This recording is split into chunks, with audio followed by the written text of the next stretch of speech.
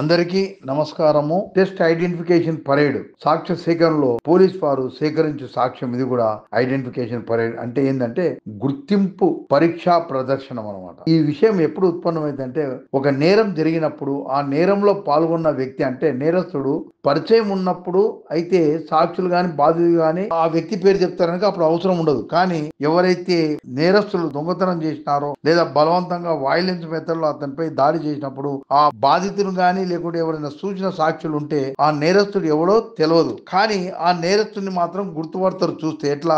అతని పోలికలు, శరీర ఆకృతి, నెత్తిపై జుట్టు ఉందా, కన్నులు గాని, చెవులు గాని, ముక్కు గాని, భాష గాని, కలర్ కాంప్లెక్షన్, లావుగా ఉన్నాడా, పొడవు, అతని భాషా విధానము, ఇవన్నీ గమనిస్తారు ఆ నేరం జరిగినప్పుడు.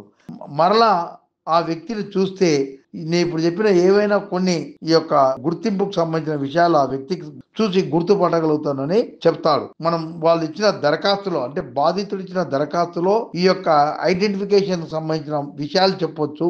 ఒకవేళ ఆ దరఖాస్తులో అది చెప్పకపోతే ఐఓ గారు ఏం చేస్తాడంటే అతని 161 స్టేట్మెంట్ లో కూడా ఇవి ఉంటే తప్పకుండా నేను గుర్తుపడతాను అంటే స్టేట్మెంట్ లో కూడా ఆ గుర్తింపులకు సంబంధించిన విషయాలు కూడా రాసుకుంటాడు. అలాగే ఎవరైనా విట్నెస్ కూడా చూసింటే ఆ విట్నెస్ల సాక్ష్యంలో కూడా ఈ గుర్తింపులకు సంబంధించిన విషయాలను కూడా 161 స్టేట్మెంట్ లో రాసుకుంటాడు. అయితే మనకు ఇదేంటంటే భారతీయ సాక్ష్య చట్టంలో సెక్షన్ 9 లో ఒకటి రిలవెంట్ ఫ్యాక్ట్ అని చెప్పబడింది. ఇప్పుడు మనకు కొత్తగా భారతీయ సాక్ష్య అధినియంలో సెక్షన్ 7 లో ఈ విషయాన్ని చెప్పబడింది అనమాట. గుర్తింపు ప్రదర్శన సాక్ష్యం ద్వారా నేరస్తుని పైన సాక్ష్యం గట్టిగా రుజువు చేయగలుగుతాం. ఎందుకంటే టిఐపి పరేలో గుర్తించినంటే అది డైరెక్ట్ ఎవిడెన్స్ అనమాట. అంటే to establish the presence of the accused or commission of the offence against him. So ఇది మనకు సెక్షన్ 7 లో రిలవెంట్ ఫ్యాక్ట్ గా చెప్పబడింది. 157 ఇండియన్ ఎవిడెన్స్ యాక్ట్ ప్రస్తుతం భారతీయ సాక్ష్య అధీనంలో సెక్షన్ 160 లో చెప్పబడింది. అంటే ఈ యొక్క ఐడెంటిఫికేషన్ పరేడ్ ప్రొసీడింగ్స్ ను కొరాబరేషన్ గా పనిచేస్తాయి. కోర్టులో రెగ్యులర్ ట్రయల్ జరిగినప్పుడు సదరు బాధితుడు గాని విట్నెస్లు గాని గుర్తించి వీళ్ళే అయితే ఆ నేరంలో పాల్గొన్నారని చెప్తారు. ఈ టెస్ట్ ఐడెంటిఫికేషన్ పరేడ్ ప్రొసీడింగ్స్ లో గుర్తించిన విషయములు కోర్టులో చెప్పిన సాక్ష్యానికి మద్దతు తెలుపుతుంది అనమాట. అంటే దృఢపరుస్తుంది అనమాట. భారతీయ సాక్ష్య అధినియంలో సెక్షన్ 160 లో చెప్పబడింది అనమాట. సెక్షన్ 54A ఇంతకుముందు మనకు సిఆర్పిసిలో ఉన్నది. ఇప్పుడు భారతీయ నాగరిక సురక్ష సంహితలో సెక్షన్ 54 లో చెప్పబడింది అనమాట. అయితే ఈ టిఐపి పరేడ్ ఏ విధంగా నిర్వహించవాలని అనేది ముఖ్యము. మనకు క్రిమినల్ రూల్స్ ఆఫ్ ప్రాక్టీస్ లో రూల్ 34, 35 లో ఈ యొక్క ఏ విధంగా ఇవి నిర్వహించవాలని చెప్పబడింది. టెస్ట్ ఐడెంటిఫికేషన్ పరేడ్ అనేది వ్యక్తులను గుర్తించడం కానీ ప్రాపర్టీని గుర్తించడం కూడా same procedure will be followed. అయితే ప్రాపర్టీ విషయంలో వచ్చేటకల కోర్టునే కండక్ట్ చేస్తారు. ఆస్తిని అంటే మెటీరియల్ ఆబ్జెక్ట్స్ గుర్తుపెట్టడానికే ఆ మనుషుల విషయంలో గుర్తుపట్టాలి కనుక వాడిని అరెస్ట్ చేసినప్పుడు ఇచ్చేస్తే కనుక అది జైల్లో నిర్వహిస్తారు అనమాట. సో ఇప్పుడు దీనిలో కొన్ని ముఖ్యమైన విషయాలు ఏంటంటే నేరం జరిగిన వెంబడే త్వరితగతిన వీలైతే అంత త్వరితగతిన ఈ యొక్క టిఐపి నిర్వహిస్తే దానికి చాలా వాల్యూ ఉంటది. తర్వాత గుర్తింపబడిన ఎట్టి పరిస్థితుల్లో ఈ సాక్షులకు ఎదురు పడకుండా అన్ని జాగ్రత్తలు తీసుకోవాలను. ఒకవేళ ఈ టిఐపి పరేడ్లో కానీ లేదా కోర్టులో సాక్ష్యం చెప్పేటప్పుడు సాక్షులు మేము ఇంతకుముందు పోలీస్ స్టేషన్ లో చూసినామని అంటే దానికి పైసా వాల్యూ ఉండదు. పోలీస్ వారు చాలా జాగ్రత్తలు తీసుకోవాలి. నిందితులకు తర్వాత ఈ సాక్షులకు ఎప్పుడు తటస్థ పడకుండా ఉండేటట్లు మనము అన్ని చర్యలు తీసుకోవాలను. కేవలం ఒక వ్యక్తుల వాళ్ళని చూసినాం ఇంతకుముందు కానీ ఇంతవరకు కూడా తెలుసు కానీ వాళ్ళ పేర్లు తెలవమని చెప్పి టిఐపి పరేడ్ మాత్రం నిర్వహించకూడదు.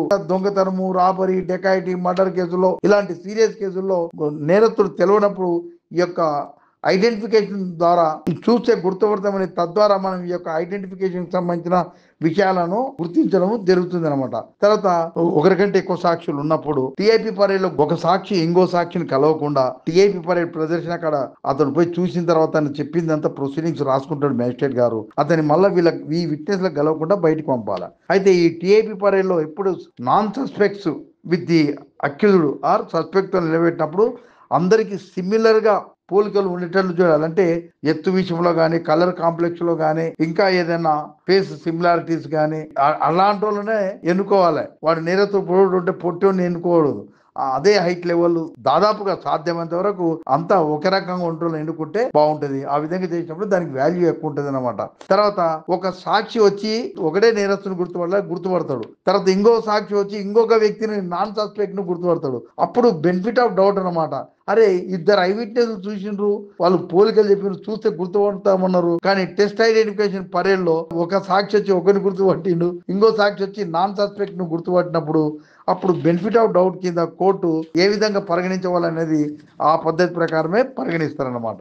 ఎప్పుడైనా ఈ యొక్క నిష్పత్తి అంటే సస్పెక్ట్ నాన్ సస్పెక్ట్స్ ఏ రేషియోలో ఉంటారంటే 1:5 కానీ 1:8 కానీ 1:10 కానీ ఉండాలన్నమాట. టెస్ట్ ఐడెంటిఫికేషన్ పరేడ్ చేసేటప్పుడు ఆ నేరస్తుడుని వాళ్ళు వెలుతురులో రాత్రిపూట జరిగిన నేరం అయితే తప్పకుండా వెలుతురులో గుర్తుపట్టడం అని చెప్పాలి. తర్వాత ఈ టిఐపి పరేడ్ కండక్ట్ చేసేటప్పుడు కూడా ఒకవేళ రాత్రి గుర్తించినప్పుడు ఉంటే అక్కడ కూడా మబ్బుగా ఉండేటట్లుగా కొన్ని జాగ్రత్తలు తీసుకొని చేయాలి. కొద్దిగా కనబడేటట్లు చేయాలి.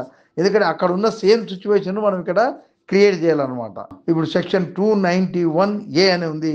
ఆ యొక్క ప్రొసీడింగ్స్ ను ఒకవేళ ఎగ్జిక్యూటివ్ మేజిస్ట్రేట్ కండక్ట్ చేసి ఉంటే, జ్యుడిషియల్ మేజిస్ట్రేట్ ఫస్ట్ క్లాస్ ఉత్తర్వు ద్వారా కండక్ట్ చేసి ఉంటే అతను ఆ ప్రొసీడింగ్స్ నే కోర్టు వారు సాక్ష్యంగా స్వీకరిస్తారు. ఆ వ్యక్తి రాకున్నా సరే దాన్ని మార్క్ చేస్తారు.